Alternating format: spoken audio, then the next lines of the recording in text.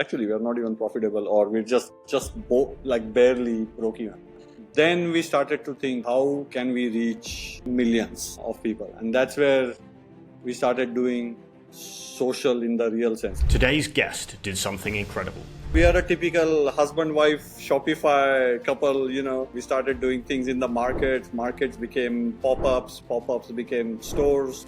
We didn't go online for a long time. We were just hustling in the weekend markets and so on. Dushyant, founder of Boomi Organic Cotton, took his idea from selling products on a market stall and built it into one of Australia's leading sustainable homeware businesses. There is so much of greenwashing in this space. Insane, actually. I won't mention any specific certification or labels because I will actually sound silly because the greenwashing is so good. In today's episode, we'll be taking a look at how he built this empire to an 8-figure brand. It took us almost 3 to 4 years to realize, or even more, that this, what I just mentioned about the transparency and behind the scene, is something that people actually want to see. We'll be covering the importance of a sustainable supply chain, the real challenges of international expansion, and Boomi's unique strategy of rolling things out.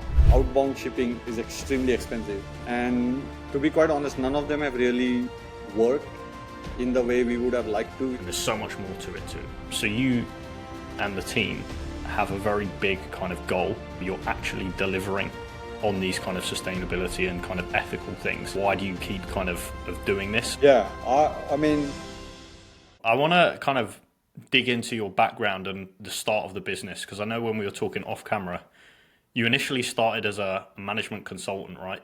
How did you, kind of go from there to where you are today? Yes, certainly. Yeah, my background is actually, I started off as a computer engineer, studied in India, and then my first gig was in San Jose with Cisco Systems in the Silicon Valley in the heydays. And that's when I thought,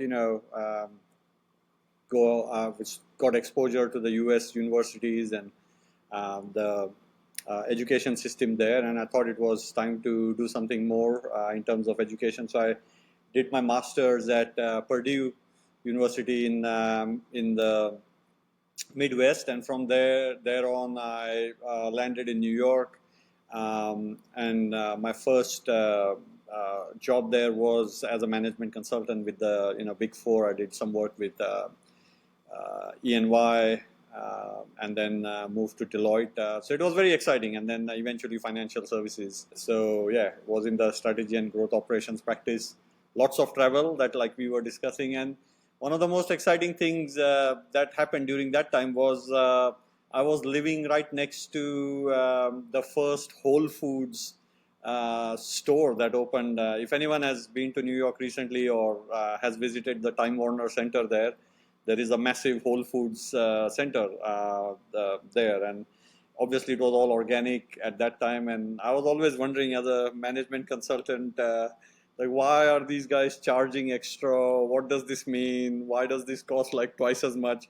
So really, that was my first exposure to sustainability and what is sustainable food, what does it mean, what does that supply chain entail, and so on. So, and then eventually I became a customer, realizing the benefits of eating healthy and sustainable and supporting the local and so on.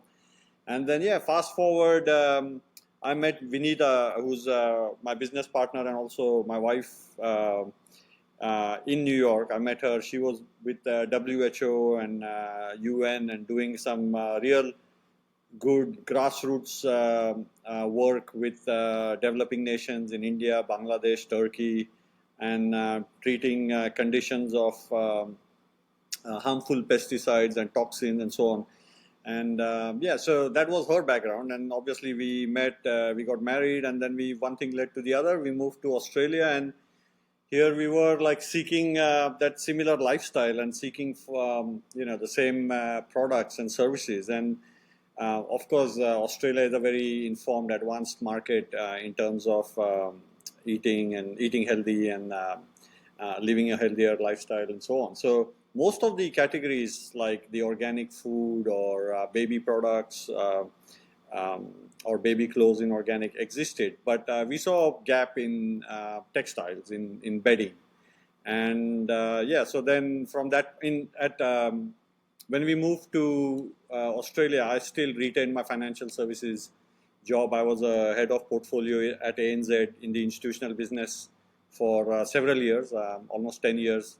So I had a pretty decent team, 30, 35 people, and it was typical corporate lifestyle. But obviously something didn't feel enough, and we were just motivated to do something on our own on the side and give this a shot and identifying the gap in the market. So fast forward, we are a typical husband-wife Shopify couple, start hustling on the side, and we started doing things in the markets. Markets became pop-ups, pop-ups became stores.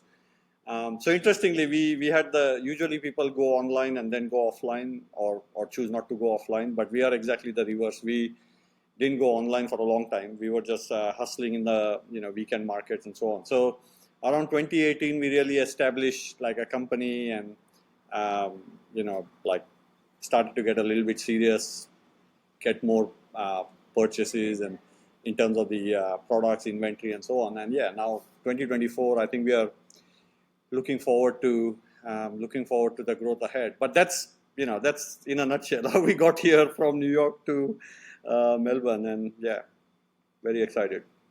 It's a great story. I want to take it back, right? So you've you spotted the gap in the market, you know what you kind of want to do. Can you talk to me a bit about the product development cycle? Yes, certainly. I mean, it was tough, to be honest, because I don't even think we got the right product market fit, or I would say the pricing against the product market fit, however you want to describe it, for at least 2 to 3 years down the line after we started. Like, we were experimenting a lot. We knew that in Australia, people will seek or already sought um, options for textiles, especially in bedding or things that are closer to their body, like even underwear or um,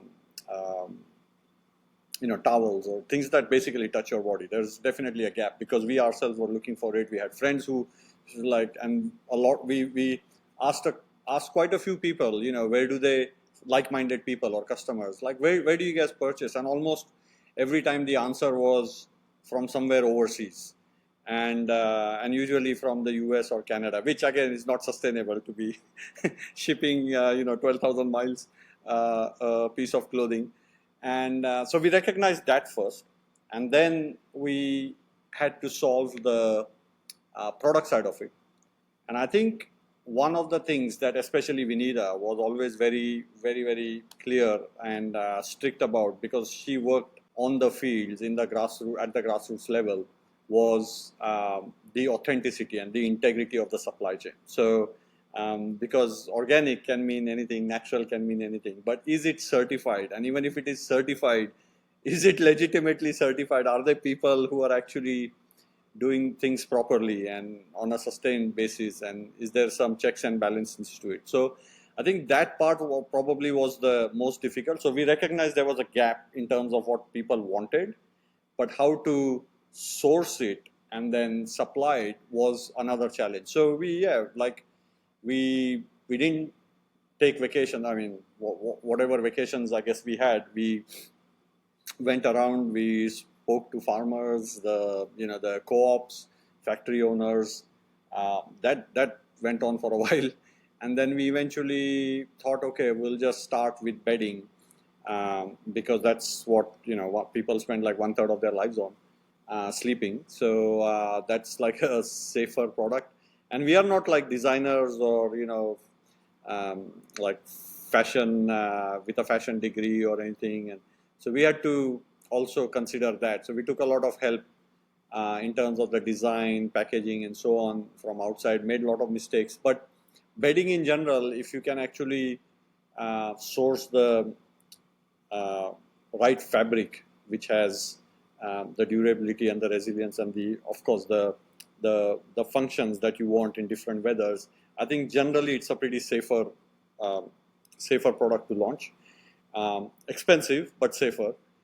So yeah, we just did our first shipment there, and we just that's the advantage of, I guess, a pop-up or a market or a store or a physical setup where you can speak directly to customers, and customers will tell you what's wrong with it or why they like it, and then you kind of build on it. So in retrospect, we did take a lot of while to get that product market fit happen and to launch and get customers initially, but it was obviously it took a lot of time because it was brick and mortar on weekends and things like that. But in retrospect, one thing was also very sure, we were sure that that is definitely the category we want to get into, because we are listening to people, like people are telling us, and educated people are telling us, not just random folks walking. Like when you have a store in the middle of nowhere, and people like find you on a Sunday afternoon to buy, and they tell you why, and then you understand, oh wow, okay, why. So it's not about the color, it's like you're solving a problem. So that foundation was very important for us. But yes, it took a lot of time, lot of like I said, 2 to 3 years. And then once people started buying bedding, then they were like, well, I do wear underwear which is polyester or synthetic. I have eczema, I have skin conditions, I have this, that.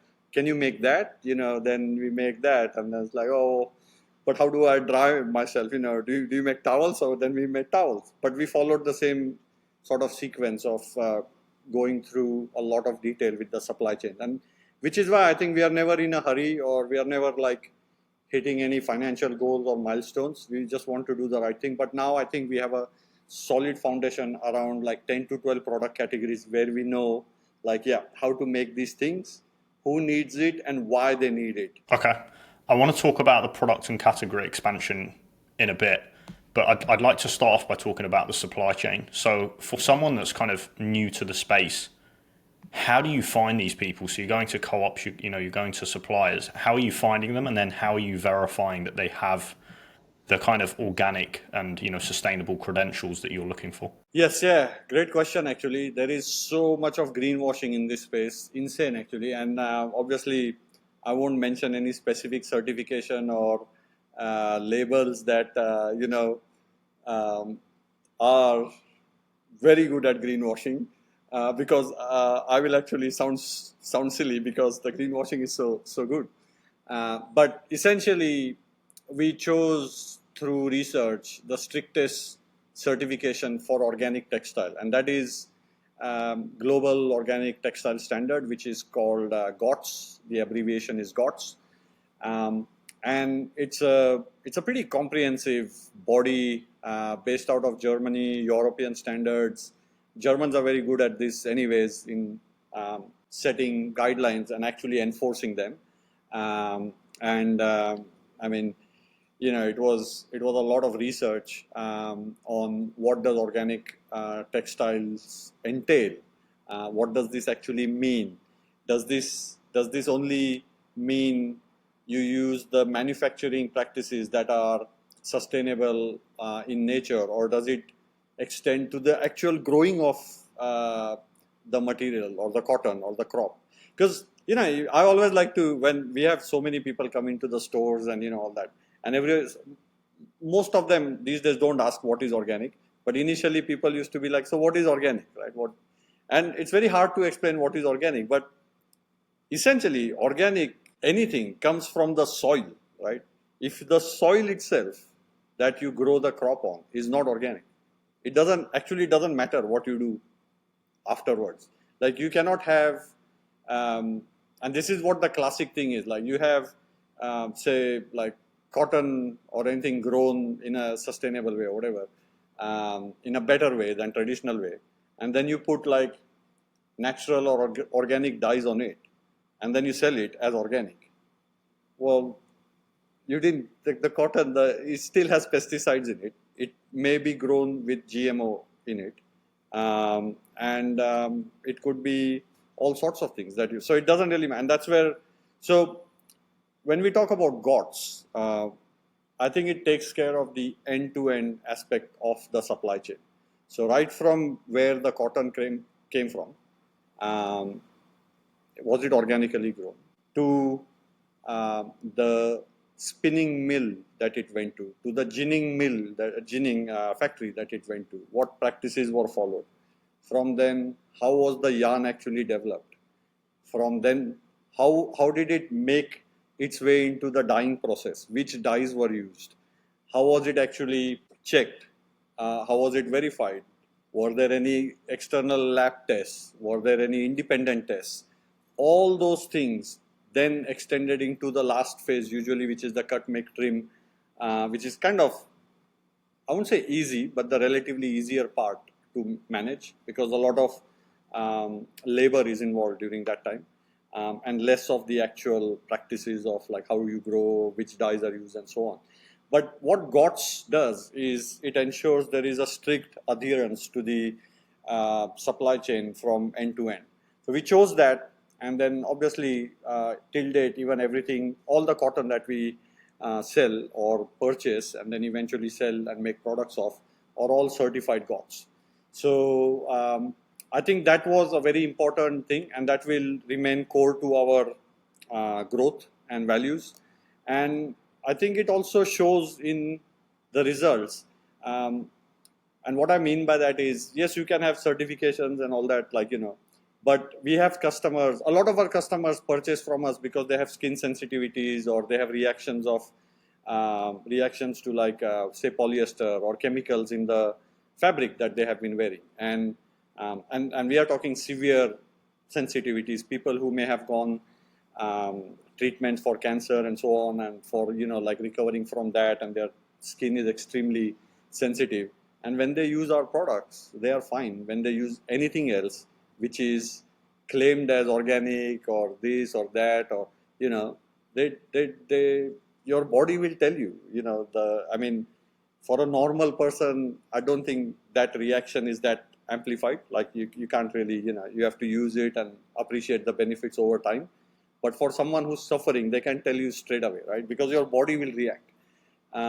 So that's a very important validation for us over time, that not only the certification that we stick to works, but it actually works in practice. It is, we wouldn't have like 15,000 customers, customer reviews, if it didn't work, right? If it didn't. And now the good thing is, the post-COVID, the consumer is also well informed. Of course, like I mentioned, the greenwashing is the biggest enemy we are fighting.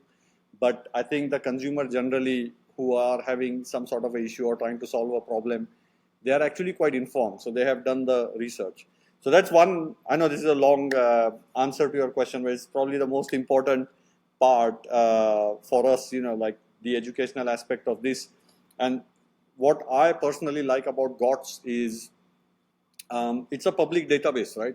So you can purchase from us, and every product that we will have, which has cotton, which has certified GOTS label on it, and there is a certification number on it, you can take that number and enter it in the public database that GOTS provide, and you can actually see what was the supply chain involved there. So you don't have to take our word for it. You basically, and then you can study it, right? And who knows, you might actually get inspired and start another label, because there is so many things that you can do in textile. So that's the transparency it provides. That's what we like. It obviously comes at a bit of an extra cost, but I think, you get what you pay for. Okay. I like that. So you've kind of settled on this certification. Are you like, is it very clear that suppliers, either have or don't have this, and then are you just kind of verifying based on that? Are you doing more checks? Are you going to site? Like, what extra kind of verification are you doing on the supply chain side? I am a cynic by nature. Like, I don't trust anything. I don't trust anyone.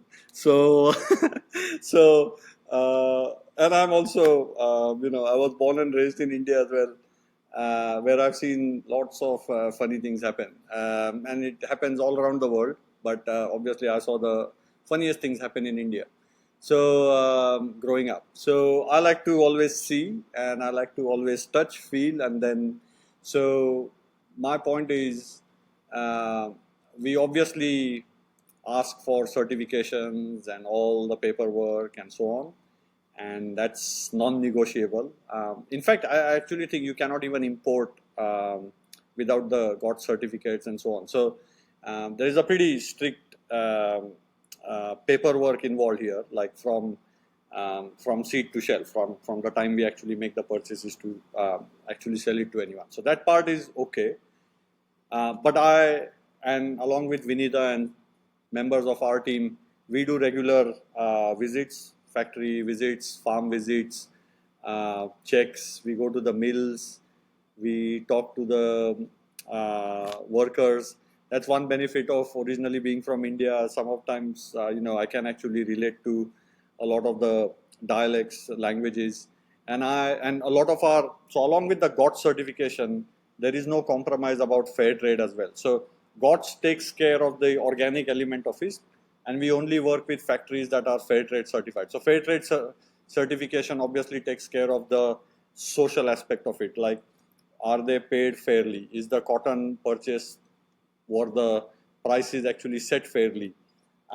Did the workers actually get health care? Did they get do their kids go to school? Where does the money go? If most of our factory, we are always very proud to share this, most of the workers in the factory are women. And some of the owners of the factory owners are superb pioneers in that field in getting women involved. They have literally turned around villages. And when you turn, I don't know if this is the correct way to say it, but when you change to transform a village, you have to transform the life of a woman, right, in that village first.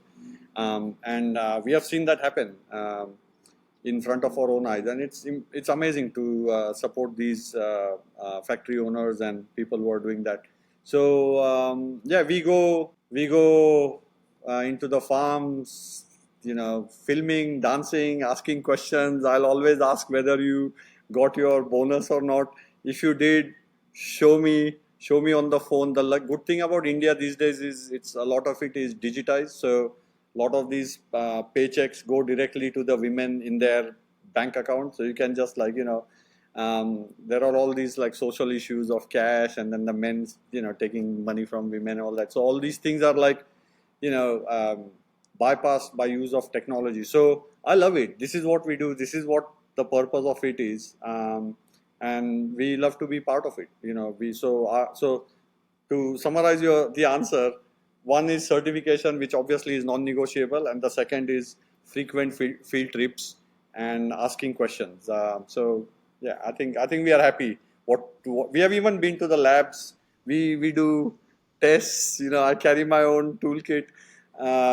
So I think I'm pretty comfortable with what I sell. This is very refreshing, because I think a lot of people in this space, maybe they're sustainable, they've got a label, but they're not thinking about it this kind of holistically and going into this level of detail, right? This is, pretty wild, the level of depth you're going to here. Yeah, thank you. Yeah, we do some social media content, like sticking a product in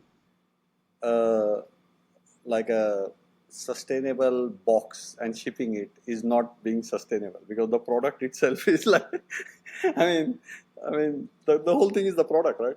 Like so let's talk about how to fix the product, and then we can ship it in whatever later. But yeah, so we always make some videos about that. But yeah, no, thank you, appreciate it. And that's one of the focus areas, right, to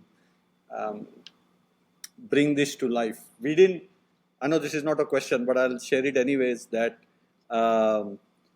it took us almost 3 to 4 years to realize, or even more, that what I just mentioned about the transparency and behind the scene is something that people actually want to see. I used to always think, why would someone be interested in all this stuff? This is so boring, because I grew up watching all this, right? I was like, who wants to see all this stuff? But actually, because we were very product, we were like organic, like this feels soft, and this long staple cotton, and there are no dyes. But actually, based on the content that works, the best content that works is people actually see us in the field with the farmers or with the factory owners. I was like, wow. So maybe, in retrospect, that's a learning lesson. Show the behind the scenes first, and then the product and everything. So yeah, I think it's that authenticity, right? Like, I'm only getting that now that you're going into this level of detail. And I think the behind the scenes stuff also showcases that, because it's the contrast with a lot of businesses where they're saying they're sustainable, but they can't show this because behind the Yeah. scenes, it's not like this, right? Yes. So that's probably why it works. Okay. So we've kind of, covered the certification, supply chain, you've identified that product market fit. You touched on it briefly. Obviously, you don't have kind of like a product development background. What does that process look like of, okay, we want to make some bedding? Who do you bring on board? What does the team look like, and kind of what's the process? Great timing of the question, because we are currently hiring a product development specialist. And so I have a job description ready that I can just flick it across to you, and that can answer the question. But uh, funny enough, both me and Vinita now at this crucial juncture are back to product development, because simply, I mean, this is just temporary, obviously, because we're just growing, and we just need people with this specialty and expertise. But I guess two parts to this. And by the way, so we are loving it because we feel like we are starting again, because this is how we started, and then me and Vinita are like now back to the swatches, like, the stitching and everything, and fabric is lab dips, and it's like, wow, man, this is back to old times. So, but that's the beauty of it. So, but two part answer to this, I guess. Uh, in terms of, obviously we have an ongoing business, so we have a product set that we know generally people like, it works, it solves their needs.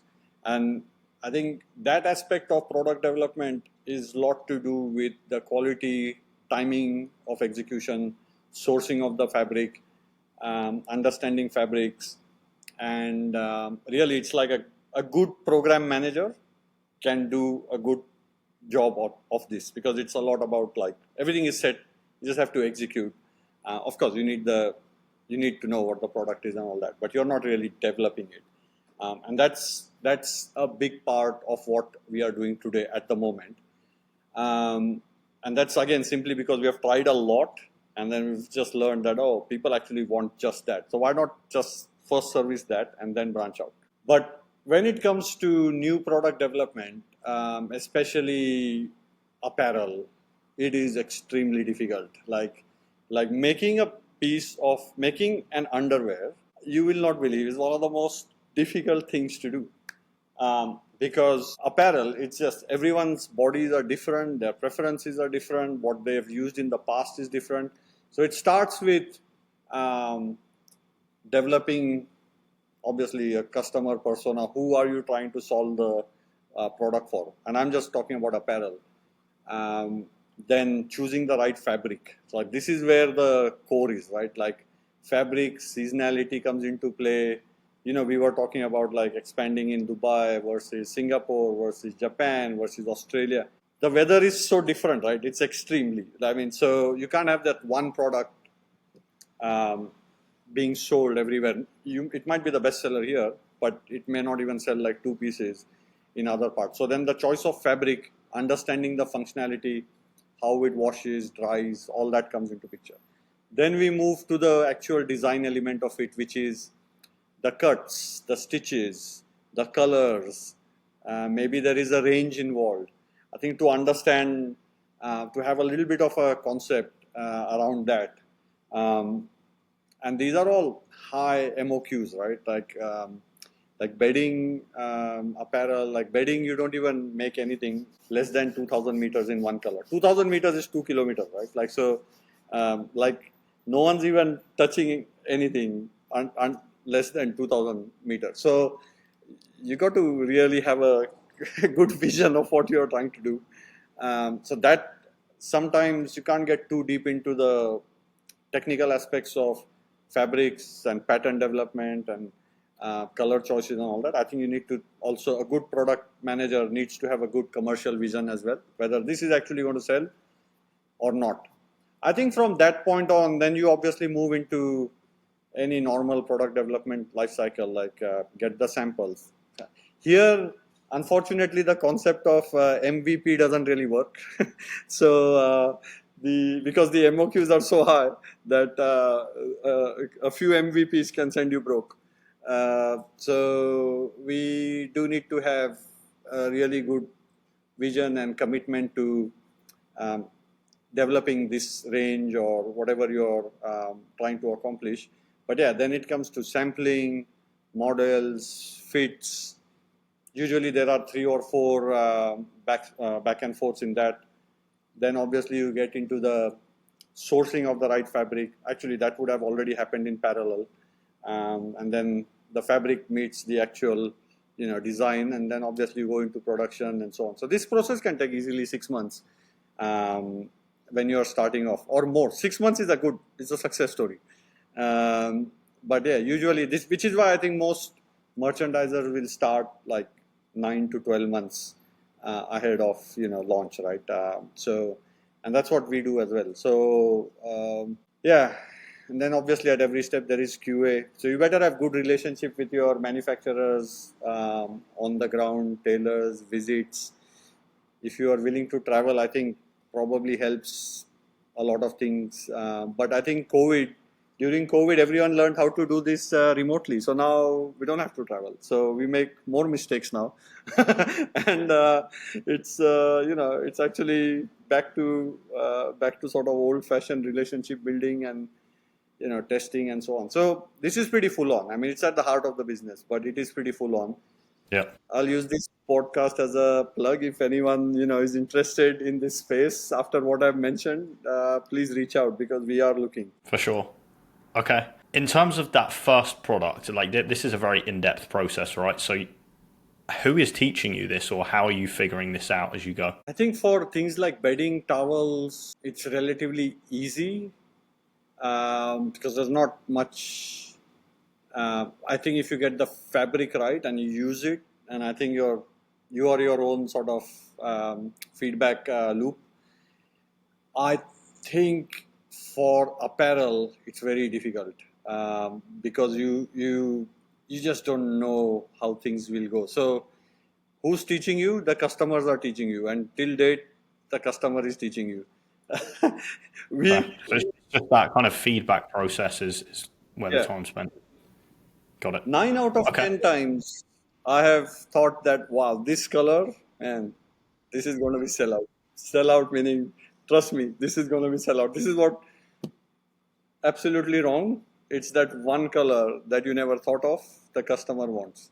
And now we are like having a lot of inventory in the others, but we don't have stock in that. So it's, if we can get this cycle of product development shortened, I mean, it's a thing in SaaS and tech and fintech and everything, right? Like if you can get this cycle somehow shortened and get this in front of the customers, especially when it comes to apparel, I think that's just going to save you commercially a lot of hours, money, resources, and better feedback. Okay. I want to talk next about getting things in front of customers, because most of our kind of brands that we work with, traditional D2C model started with Facebook ads or content. You guys seem to have taken a very different approach. You talked before about kind of going to markets and kind of talking to people kind of in retail and certainly on the ground. Can you just talk through the kind of thought process behind that and why you took that approach? Yeah. Look, I will say this. It might be a bit sound weird, but I still talk to customers on a daily basis because my number is also my personal mobile number is on WhatsApp, and it's on customer service emails and so on. Our office, like where I am downstairs, is our store. Whenever there are issues or some customer comes in, I will be the first person to go down and talk to the customer and find out and so on. It is, I cannot tell you how incredibly valuable that is to date. And we have, on a day we could have like 1,000 orders, and you could just be inundated with calls and this and that. But you could, it's, I wouldn't say it's the most practical thing to do and sensible thing to do, but it is definitely one of the most valuable things to do which is why I also love the model of having stores. We don't have like hundreds of people coming in stores, not in the Collingwood one for sure. I mean, Byron Bay, it's a different thing. Like, it's like people, obviously lots of people in general and all that. But the few people that come in, they come with a purpose, generally fit one of our customer profiles. They will share, they will tell you, you can engage, you can chat. I prefer that than reading some analytics or reports or this and that, because once you speak to your best customers or your new customers, there is nothing else to look at because you just heard it, right? That person is just telling you.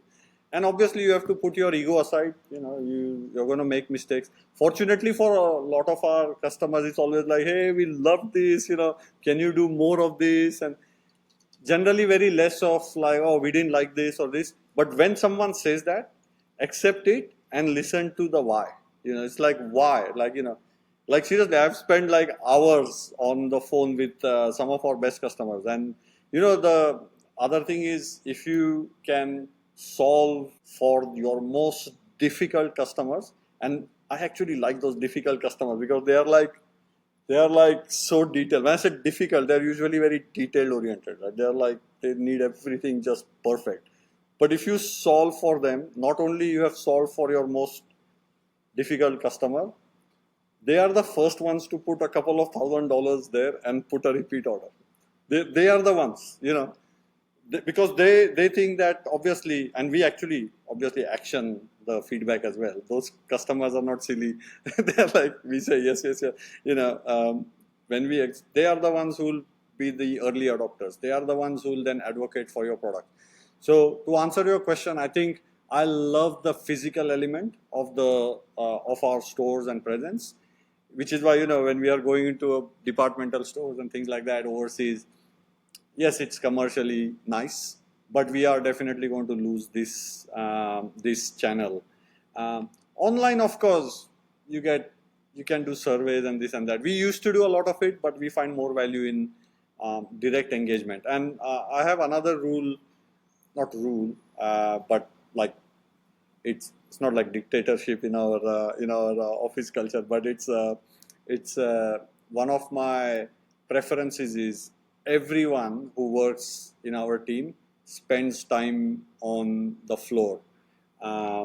You could be whoever, they have to be able to service the customer. It doesn't matter what job you do, you have to, because then everyone is learning, because everyone has to see the customer and what they are saying. So I think that's one of our biggest and best channel. Reviews is obviously another one. Like I mentioned, I think we have 15,000 reviews. I read every single one of them. Not everything always makes you happy, but I mean, that's, you asked for a review, right? So people told you. So okay, so is it kind of feedback that you're getting, but also kind of the mindset of the customer is first, and we listen to them and we implement that, and that's what you're getting out of this? Okay. yes, yeah. I think now our product development cycle is just based on that. We don't go chasing any trends or whatever. We just go. We were never chasing trends anyways. But I think in terms of what went wrong, where we can improve, textiles is it's not like software, right? You set the software, you write the right code, done, right? Unless someone goes and messes it all. Textile, every product you have to build it again and sell it again and ship it again. So I think it's very important that you do listen to the customers. Usually there are variations in what happened.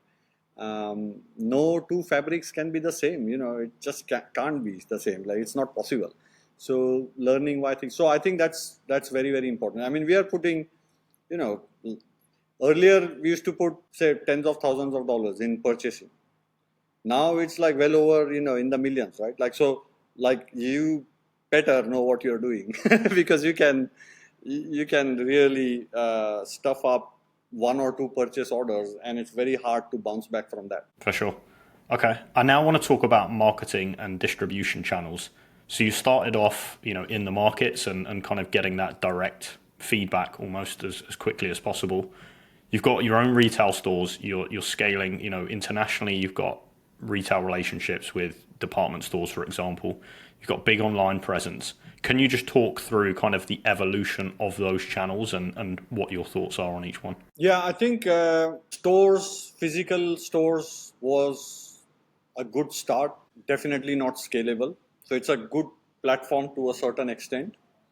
Um, and I think our marketing at that time, I don't even think we ran any ads or anything. We were just like out there hustling really. Um, so So it was all uh, word of mouth initially yes, yeah, for. word of mouth. Okay. Yeah, it's crazy though how.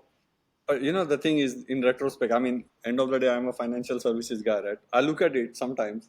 We were more profitable then than we are now. But it's so because everything there is no marketing spend. You have a store, and then you just build a small email list, and you send out email, and then you pop up on like physical. This is because you focus so much on the product and satisfying that kind of sustainable gap, right? Yes, This yeah, was. we were in markets that were like focused on sustainability. So we tapped into that, and those people just found us like, wow, where have you been? And then they bought from us. So it was quite profitable. But the problem is, it's never scalable. Okay. Um, Can you just talk so through the reasons why it was difficult to scale? because it's actually firstly a lot of work when you do all these like pop-up markets, and it sounds all exciting. I mean, maybe if you're in your 20s and stuff, like every Saturday go to the market and like put up your booth, and then I think travel, we spoke about travel a bit earlier, and it's exciting to go to new places and carry banners and everything, and then walk away with five or $10,000, and I was like, yeah, man, we made it. I think if you obviously we had just started a family, and this it's not viable, right? Like you can't.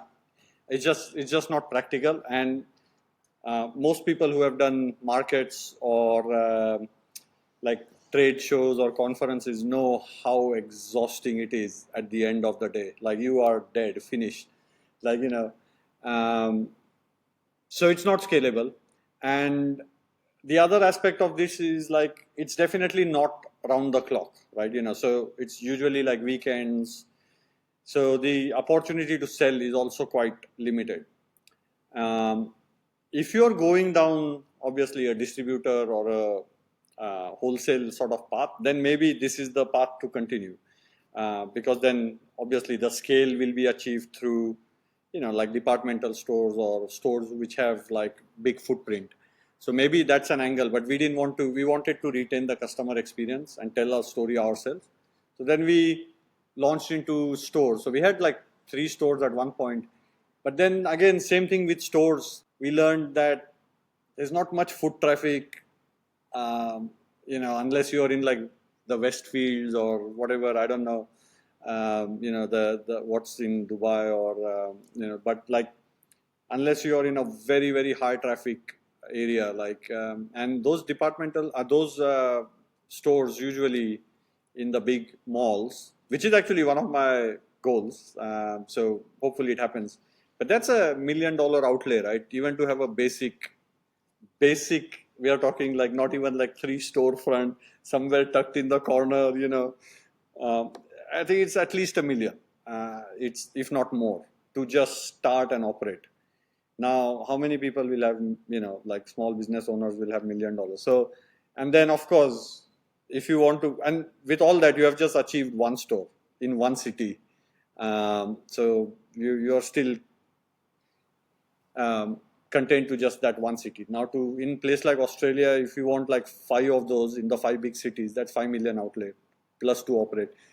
So again, not generally not possible, not scalable, and that's why we then moved into online, which obviously at that time Shopify, you listen to the podcast of what other people do, and someone went from 1 million to 20 million, and all the how they did it, and usually 9 out of 10 times it's through social media, Facebook ads, Google, and then obviously a little bit of a multi-channel approach after that. So then, yeah, so from pop-ups, then we went to stores. From stores, we went to socials. Actually, our social media didn't really work at all. We were just there. I think we completely missed the boat on Instagram and Facebook and whatever. I just recently opened a personal account now. I mean, most of my stuff is still on the company account. So we are kind of introverts by nature, but yeah, I mean, most people will not believe that these days when we are so much on the feeds of people. But generally, we are all introverts, so we never really had like social our own social accounts on. So we completely missed it. So I think in terms of sequence, then I think our paid channel, especially Meta, was the one. I mean, I did it all by myself, learning on how to. And at that time, actually, Meta was amazing. They used to coach small business owners like me. Maybe they still do it. But I learned a lot from one of those, like coaches. And then I think for 2 3 years we just like scaled. I wouldn't say scaled, like, but we grew. From just launching like Meta ads and Shopify in conjunction. And then obviously Shopify, I learned pretty much everything learning through podcasts such as this, like listening to people and what happens and how do people, everything. Like there are so many aspects to a website, right? The email, how do email work? How do pop-ups work? How do this work? How do that work? So fortunately that background of computer engineering helped a little bit, but now Shopify is also so easy. You don't really need coding experience. But yeah, that was in parallel. I think that went hand in hand for like few years. Um, then COVID happened. We had to shut down all the stores, and then obviously everyone went online. So we went double down on Meta and Google. I think we again missed the COVID sort of wave. We just didn't have enough supply. So our story is a lot of misses, basically, more misses than hits. Um, the but that was a pure, like, so much demand and just not enough supply. Because one part of this supply chain is because we don't cut corners, things take time. So it's a good, but it's also the commercially, it's also the limitation. Like we cannot just double, triple in 6 months. It's not possible. So um, yeah, that channel was then Meta, Google, and then we went back to um, thinking, okay, well, now ads are not scalable because it's so expensive, and net, like, did we make any money? Like, no, we just grew, but we just sold, and then we're just staring at each other. It's like, actually, we're not even profitable, or we're like barely broke even. Then we started to think, okay, how can we reach like millions of people? And that's where we started doing social in the real sense, like the organic content. So what do I think that's still work in progress, but we have like a nice team now of three people, three, four. Obviously, me, Vinita, and others participate as actors and content creators. But there is a good team that is developing with different ideas, really adding value to what people want to hear and to improve their life. So we are on that path right now, and then trying to blend that with social, with the paid. So that's one aspect.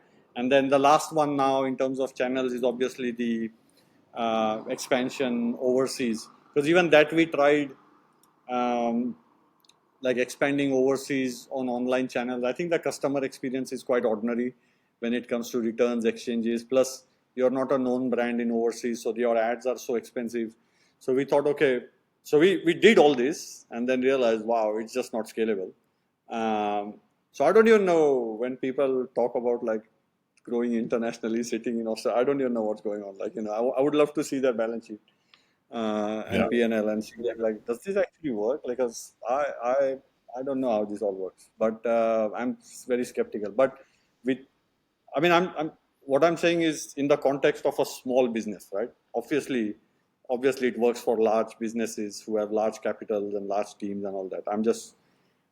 So now we are on that tangent of, okay, I think for overseas to get our brand in front of the right people and get some brand recognition, maybe it's a good idea to compromise the customer experience and then have it in other people's on other people's shelves and see if they can actually do the job for us and get some brand recognition and so on. So that's kind of how we have evolved from one channel to the other. Okay. I want to touch on international expansion in a minute. Before we do that, can you just talk about this focus, or more of a focus now, on organic social? Is that purely to kind of add petrol to the fire of paid ads, or kind of what else is the thinking behind focusing and doubling down on that? Yeah, I think that's a great question. I think every week we have a bit of a sort of a change. I wouldn't say like overall in our approach, but it's like a back and forth. Every day, our head of paid, our head of content, and our head of creatives, we meet along with me and our head of product, and we formulate and validate things based on data and obviously other insights that we get.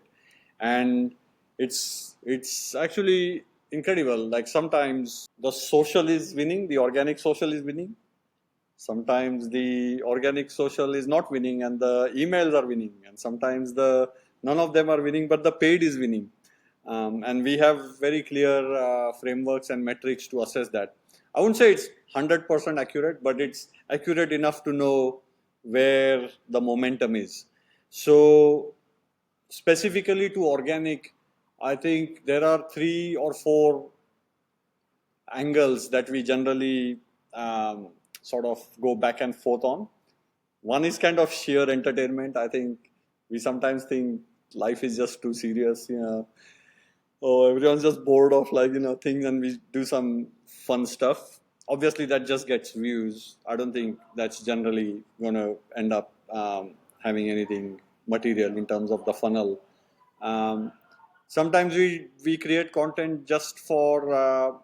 When I say sometimes, I mean there is a plan. There's a whole content plan, but it's a mix of like product kind of the studio that we have here. So it's kind of very product focused. It's about talking about the products, the benefits, and things like that. Sometimes we focus a lot on education. So Vinita generally is the face of the brand in terms of education. That's her passion. So we'll talk a lot about the actual. So it can get very technical. These are long form social contents. It takes a little bit of production effort, like running a podcast. You probably know how much effort it is, right? Like filming this, that, editing, and so on. So I think that's one angle, and then the other is education, but more along the lifestyle aspects of it, because at the end of the day, we are in the business of being healthy and being well and sleep well and improving our lives and conscious consumerism. So kind of talk about that as well, and see what really works, and then whatever is working, perhaps we blend that into paid, or sometimes we just leave it at that. One of the last week or few weeks back, we got our first real viral video, which is now at like 16 or 17 million views. So I mean, it works. Since then we've had more. I wouldn't say we went like 16 million times in terms of sales or followers or whatever, but it's definitely gotten a little bit of juice, right, in the whole social feeds, and people are engaging and talking. So that's how we think about organic. There's actually more investment in organic, but there is less tangible things to show for, and in terms of metrics and results. But there are some, but it's a blend. That's what keeps us excited and awake at night, right? Like where is the momentum? So is it diversification? Like why the push towards more organic? Because otherwise it gets monotonous. Like if we just keep talking about one thing, it just gets boring. And I don't even think the algorithm likes it. Like it just gets like. I was having this discussion with our content person. Like she's super smart. Ex consultant and so on. And so she has a very framework. She thinks in frameworks, right? She's like very fact driven, and And it's like, oh, this did 15 million views, so we should just take that and have like variations of that and just keep on doing that. It's like, that's okay, but what will we achieve? Are we adding value to the? I'm very big believer in adding value to the customer. Like if someone's on our feed, I mean, and entertainment is value, right? In my eyes, people may not find it funny or whatever, but in my eyes, it's entertainment because it made you laugh, it made you, smile, um, or educate. But educate on different topics. Like if you run the same content in different style just to get views, I've already got like what I got out of it, right? Like I was like, I'm not going to like I'm going next time I'm just going to. So I know it looks good for numbers, and actually it works. I mean, this is this weird theory, right? You just take one viral video and you actually take the same actors and different forms, different light, change the content. But is there? I mean, I find it very boring. So I'm big on like, let's talk about what's going on in the world. Like, how can we do this? Did people know about this? Did people know about that? Like, just keep adding value. Then people will find it like interesting. That's my theory. But yeah, that's why we talk every day and we have Yeah, interesting conversations on this topic. So a lot of back and forth. What channels are you guys focused on for organic? I think right now it's Reels, Instagram Reels, um, and we're trying to crack TikTok for like 18 months now.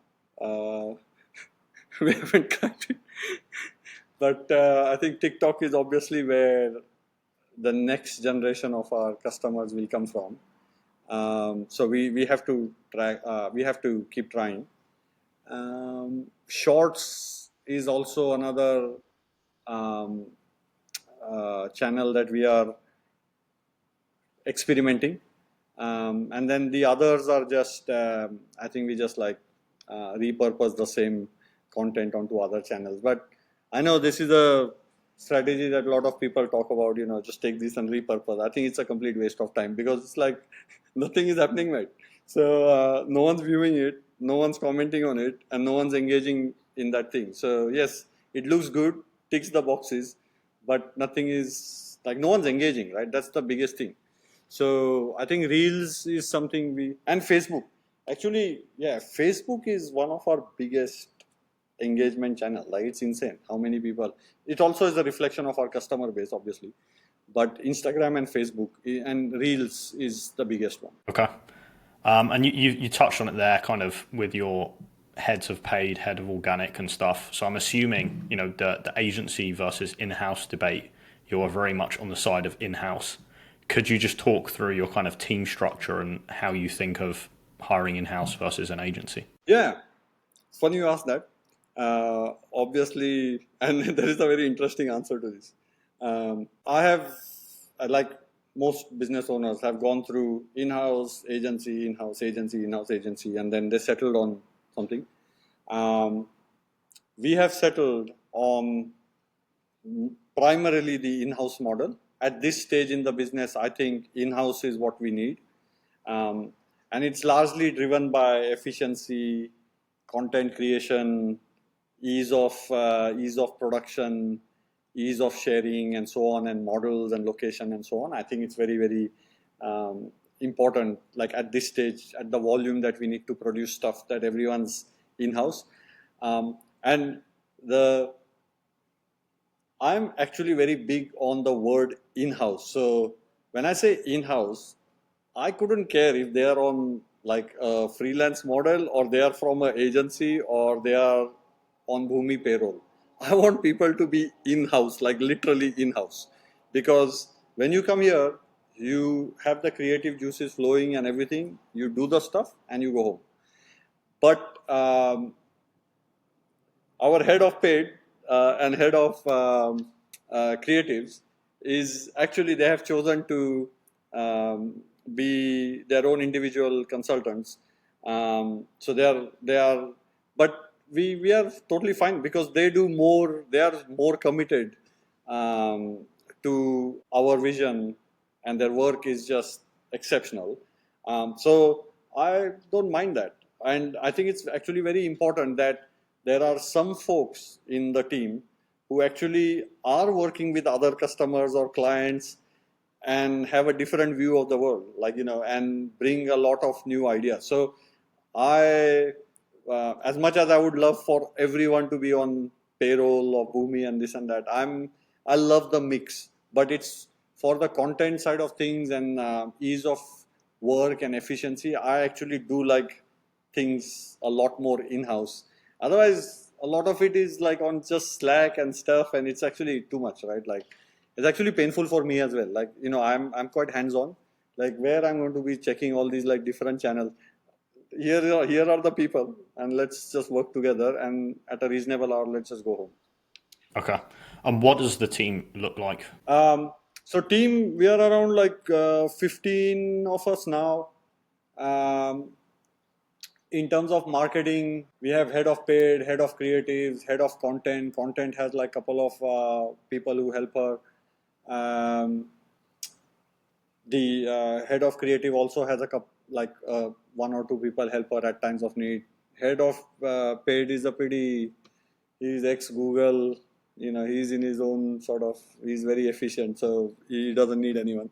uh, I mean, yeah, he spends a lot of money on paid ads, but he doesn't need anyone. He uses all these tools, techs very good, so it's actually great. And then of course Meta, with all the machine learning, it's cut out a lot of the stuff that you needed people for. So that's a pretty lean team. On the operation side, we have a couple of customer service people. That's another like area where we are looking to expand. Then I spoke about the product. Fulfillment, yeah, sure. I think fulfillment is a big aspect of this, because a lot of it is like, heavy, not heavy as in like goods like solar panels, but it's bedding and mattress and bigger containers. So, um, yeah, a fulfillment team needs a little bit of lift. We work closely with the 3PL folks, with four of them there. They are obviously not on our payroll. And then we have the store staff, couple of store staff, and then our store team is not just store team. They actually produce content and tell stories. So there is actually no retail store staff. That role doesn't exist. So like, I was mentioning, everyone is expected to be in the store. I mean, really, standing in a store these days, punching in two numbers is not a role, right? It just can't be a role. So I mean, I know it is a role, and I'm not. But for the volume of traffic we get in our stores, that's not a role. So they do. Each one has a different sort of specialty. Someone does content, someone does website, someone does this. Um, and then, of course, we work hands-on with the India teams, but they are not on our payroll. QA, yeah, there is a lot there. And then in terms of freight forwarders, customs agencies, like that's obviously an agency who we work with. Um, that you don't have a choice there. And then of Yeah. course it's me and Vinita, then wearing multiple hats. So I think I must have covered everything. Yeah, and then of course every now and then, like when we need to do some very specific technical upgrades or custom built apps or things like that, then we'll bring in the specialist in Shopify Plus or wherever, or mobile apps and so on. So Okay. that's kind of how we roll. Okay. Next, I want to talk about international expansion. So, can we just talk briefly about why you want to go beyond Australia? Yeah, I think the simple answer is, for now, until now, this uh, commercially made sense to do small batches and to service a set of customers that are based out of Australia, and it actually it kind of paid the bills, right? Like, you make less, you service a specific set of customers, and they're happy with it, and so on. Now more and more people want it, so you have to make more, and now you have to make more in more categories, and now you have to make more in more categories in different seasons. So suddenly we have recognized that obviously there is a demand, but the supply for this demand is actually very expensive, especially if you don't want to cut any corners and so on. And I just think the Australian market, when I put my management consulting hat on, the Australian market is just not big enough. I think it's just not big enough to make commercial sense. It is a superb market to operate in and stay profitable and so on.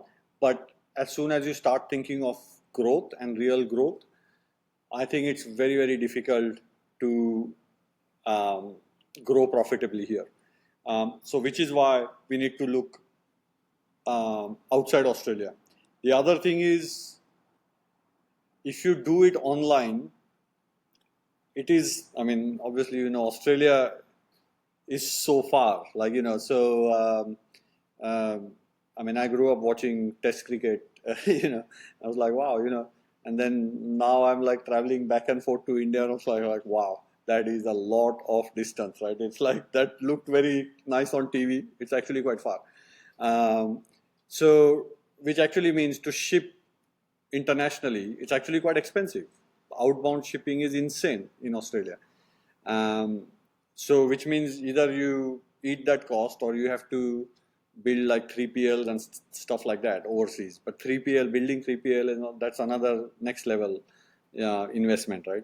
And especially if you have this wider product set, 3PLs don't usually like that, right? It's like give me like coconut water or a bag of like salsa and stuff, and then I'll like you know sell. But if you have like come in with 1,500 SKUs, nobody wants you.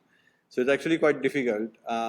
So then how do you? So the need is there, commercial need is there to grow and make sense. And of course, the one of the most important parts, the demand, right, for these products is insane. Like we get queries from Europe, Scandinavia, US, this all the time, and every time we have to say no, we can't ship here, and we can't do this, and we can't do that, and your sizing is different. So, firstly, the demand is there.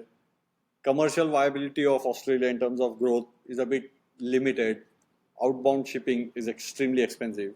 So, I think international growth is important, but we need to figure out what's the best way to do it. And last few years, we have been experimenting. And to be quite honest, none of them have really worked in the way we would have liked to. We have made some inroads, but this path that we are recently taken looks like it's working. It's also commercially viable, and although it requires a lot of hustle and work and all that, it takes time. But when you think of the bottom line as well, like getting $100,000 orders of purchase orders in batches versus acquiring one customer at a time, overseas. I think which one would you choose? First I made the other choice, and then now I'm like, okay, that's not viable. So let's make this choice. So that's kind of the thinking behind this. But we are have one principle here. Like we don't want to be in every stockist, or we just want to be in the bigger um, chains and bigger stores. So if that's not going to happen, then and it suits our supply chain as well. Like our supply chain actually specializes in volume production, and for them they are servicing usually North America, Europe, and so on. And Australia, I think, obviously they are not that. They are not like it. It's nice, but they are also encouraging us to go overseas so that we can play on their strengths. Okay. And when you get into one of these stockists, is that kind of like a bridgehead to then push in with other channels or different approaches, or what's the game plan once you've got that kind of initial foothold? I think stockist on the ground, and then online store for that country. That's the model. So enter with a stockist, but a branded, well-established stockist with a footprint, and then choose to scale online, but country-specific online. So the goal to scale will still be online, because I think it's a known fact that commercially, again, with large departmental stores, you rarely ever make money. Like rarely, you know more it's just, so you have to figure out a way to also again commercially be viable in those countries. Okay. And what's the thought process behind going that way round? And yeah, I guess, what are you using the stockist for? before you push kind of digitally? I think like what we did in Singapore, I think the customers will tell you, like, you once you get on the shelves, um, one thing that really has been very interesting, almost all the people who have worked within departmental stores, I mean, everyone gets, people talk a lot of obviously negatives about large chains and stuff. One thing always stuck with me is the merchandisers, they know their customer very, very, very, very well. They know exactly what they are coming for, and which is why the merchandisers will be like, I want this, I want that. Of course, they want the story and this, but they're like, I want this, I want that. It's like, bro, how do you know you want this and that? You have not even tested it. It's like, no, I want that. But you actually, it works because they choose that, and it actually is like, yeah, next purchase order, right, straight away. Um, I think my view is to leverage on that. Like you learn from that, and I think okay, that market is seeking that, and it's seeking that very badly. And I think instead of going and launching 6 categories, let's just launch that category, and see how it goes. So it's actually quite cumbersome, like as you know, obviously, to manage websites and different instances of countries. And managing one website is a whole hassle. Managing, like multiple country websites is even more hassle. And this is all very difficult for small businesses who don't have like a IT department and things like. You have to actually do this yourself. So that's our thinking. Like you test, you'll know what works in that market, and I think just scale on that. And Okay. when you actually launch the site and stuff, yeah, I think you just focus on that. So it's more the kind of product selection, sorry, and then positioning that you're learning, and then you just kind Yes, of yeah, scale digitally. 100%. Okay. And then if people do want, and this is for this stage, right? I'm talking about this next 2 to 3 years. And if people want something that is in the parent site, like some people, like people want the quilt insert, which is our most premium product, $400. It's going to take at least $100 to ship, if not more, to like Sweden. They'll find it, because they saw it in Singapore. It was not there, and we are fortunately with linked to all other country sites, and people can go there, and people can go to the home Australia site, which is why also I've always been like, let's just maintain one social presence, not like country. People go like different country. I'm like, our mothership or our home ground has to be Australia. So then they can always go to the Australian site, and then if they're willing to pay more, then that's we'll do that. Okay. And then can we just talk now about location selection? So I know you touched on Singapore.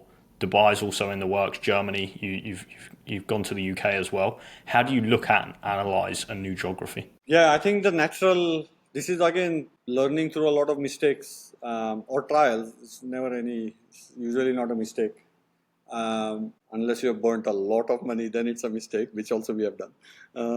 So I think we are just uh, coached in our mind, coached like in like, if you're outside the US, you have to conquer the US. You have to. Also, I spend a lot of time in the US and I see the market, right? It's like insane, and it works.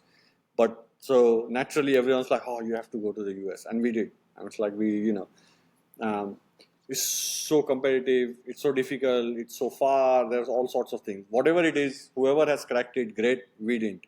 So we then it's like US and UK, right? So UK, one of our guys actually moved there, and we experimented there.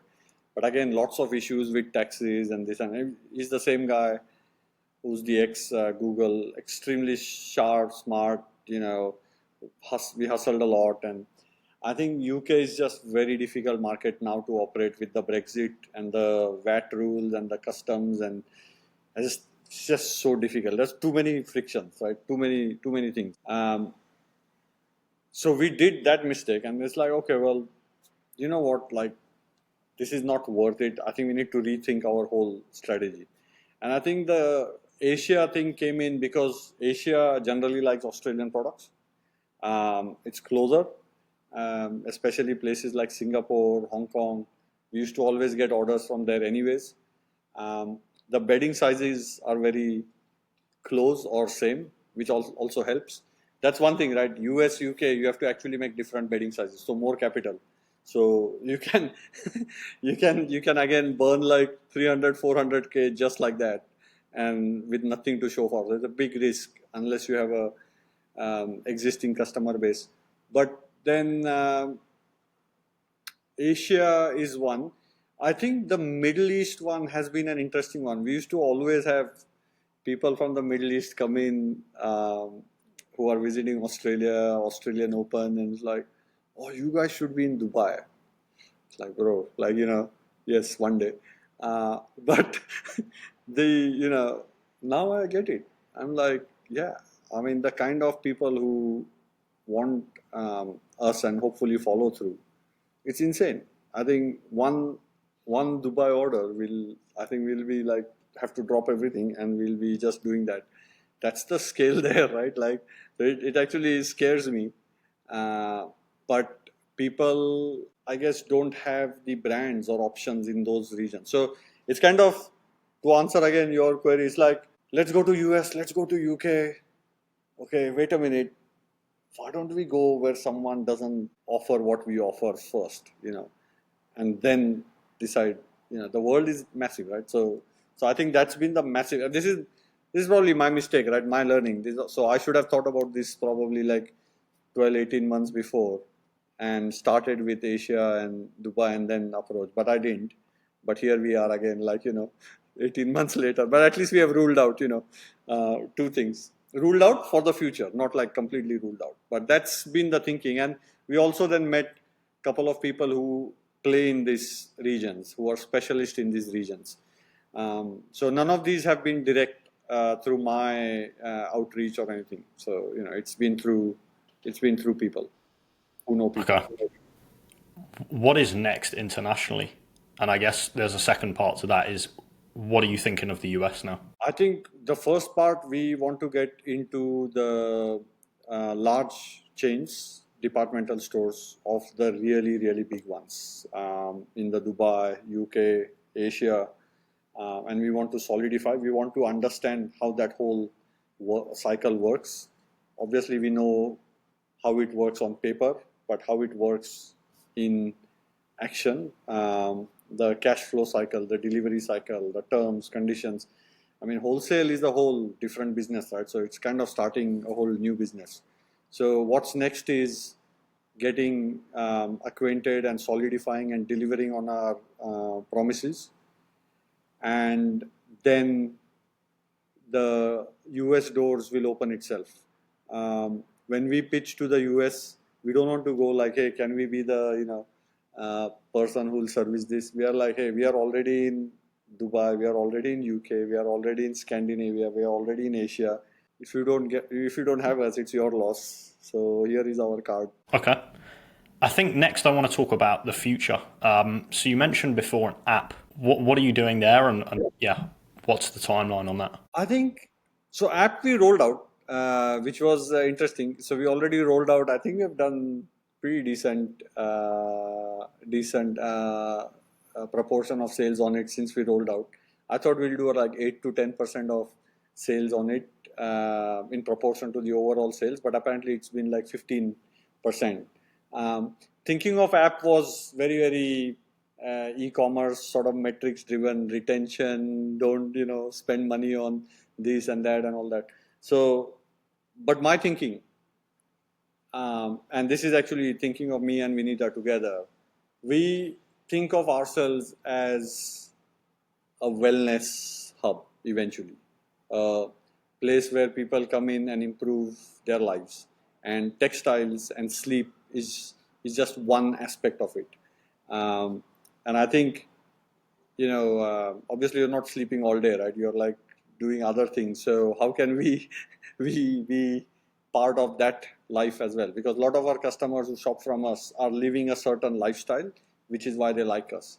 So things like resorts, retreats, wellness, spas, um, giving them the whole end-to-end experience of what a good day in health, wellness, sustainable world looks like. So we want to create that, and we have a lot of, and I say a lot, but actually a lot relative to what generally we were expecting.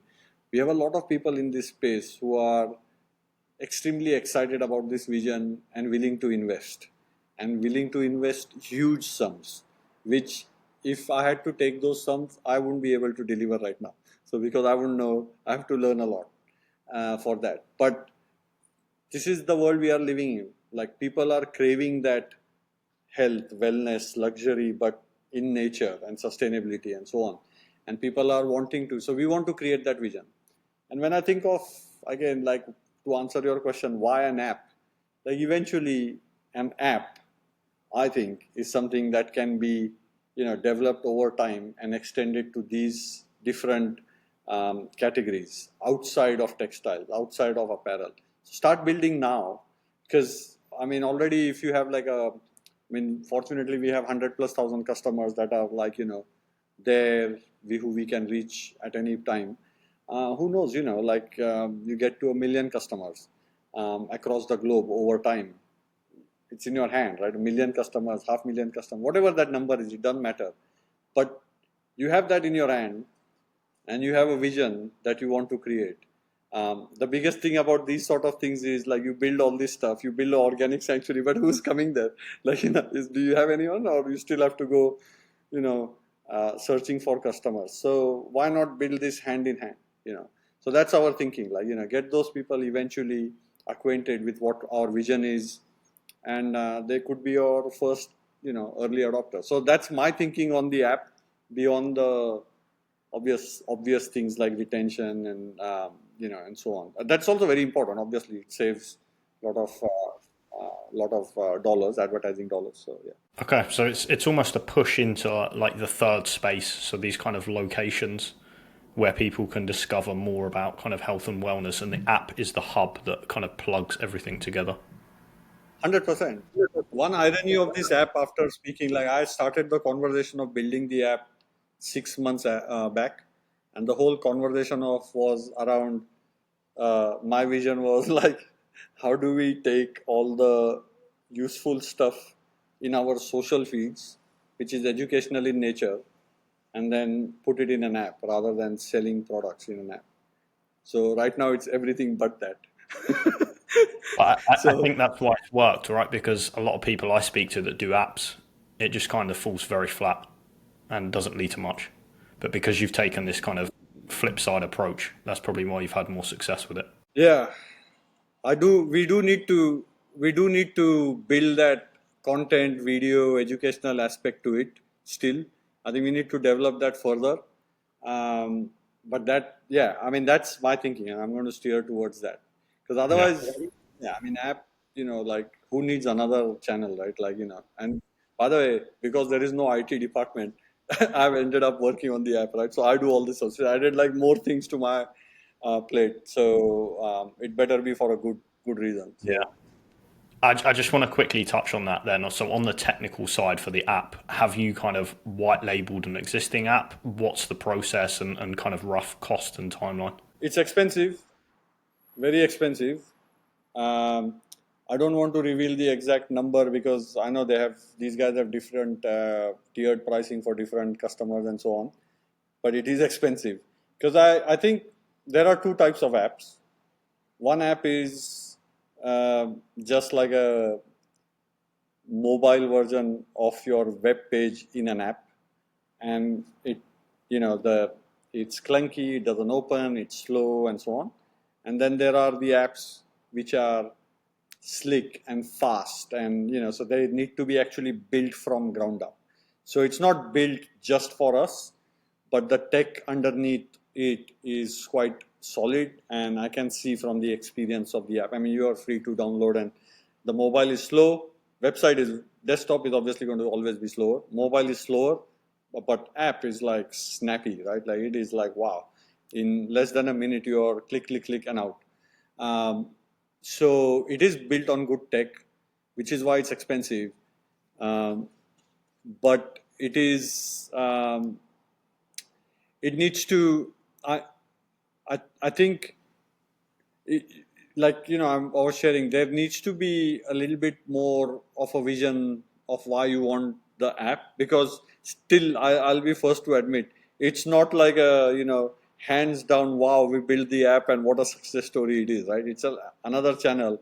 I mean, I'm pretty sure people who bought on the app would have eventually bought on the website anyways, like later. It's just better things. So I think there's work to do on the app. So I'm still I'm still going to push for that vision of content and curated content and personalized content, and something more than just like faster checkout. Yeah. And one final question on this before we start to wrap up. What would you say to people, so brand owners that are looking at developing an app, and let's assume they don't have this kind of longer term vision of what they're trying to build with an app being the hub, and they're just thinking from a kind of conversion, revenue, profit perspective? What would you advise them? I think unless you have like a solid community and a solid community of repeat customers, um, and like my number is at least like 5,000, meaning um, like I would put like 10% as the number of people who will download the app. So if you have 5,000 customers, of course, our goal is we have 100 plus thousand customers, so we want to get like to 10,000. I think we are, I don't know exactly, but we must be like 2.5, 3,000 at the moment.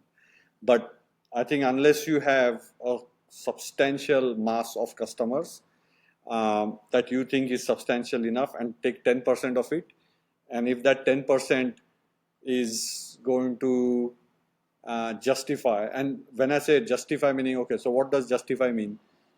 It needs to have higher average order value than what you see on your mobile, because that's the promise of an app. So in our case, I have seen higher, but I've also seen much higher through other techniques. So it's not yet compelling. It's good. It's good. I'm not saying it's bad, but that's the other thing. And you need to. So if you tick those two boxes, then you need to also spend less money on advertising to those customers.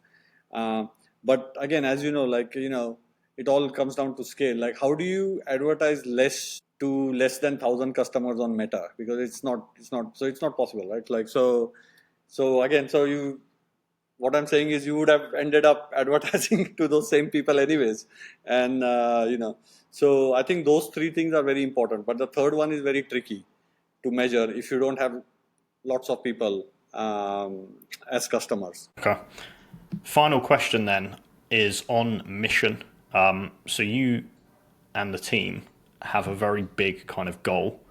You seem very passionate about it, and you're actually delivering on these kind of sustainability and kind of ethical things. What gets you out of bed each day, and why do you keep kind of doing this? And is it this mission that keeps pushing you forward to work as hard as you are? Yeah, obviously I've been on the podcast, but if you speak to Vinita, obviously she's my wife, and so we talk about all this stuff every day. She's more driven than me about improving the planet and everything around it. And my daughter, who's just 13, she's even more passionate than her. So I'm like surrounded by passion mate. Like, so I'm like, can we just take it? I also want to play cricket, and I also want to like, so, but yeah, end of the day, mate, it is passion. Like, I get super, super, super excited about all this stuff. And my excitement is slightly driven by some art. I'm also a little bit of a geek by nature. So I love the journey of learning along the way and solving problems and so on. Whereas Vinita and my daughter, they'll be like, we got to improve the lives of people.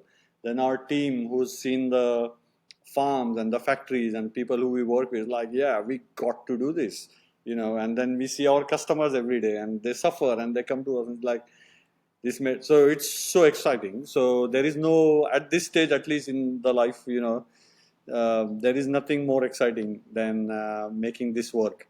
On the flip side, this does exhaust everyone, including our team. So we do need to pace ourselves. We are also, end of the day, small business, and we can work a lot, and we do work a lot. So I think it's a little bit of a balance. But to answer your question, it is the excitement. The funny thing, I know you didn't ask this, but the other day, this was a couple of months back, we came across our vision statement. Uh, we had taken that, and I don't know what we were doing originally, but recently we had actually pulled that up, and we wanted to give it to one our website developer, and then say hey, can you actually just, and we compared it to the original one, and it is exactly the same. So nothing has changed from the original vision. So we had written the second one for the new site slightly differently, thinking it was different, or when I say different, meaning a bit evolved than what it was like few years back. But it is exactly the same. So that was a good validation that what we are excited about is actually what we are excited about. It's not like a fleeting things. Plus, if you do this for this long, unless you believe in this vision, it's not possible. this, you will finish in like 6 months, 12 months, 2 years max. So Okay.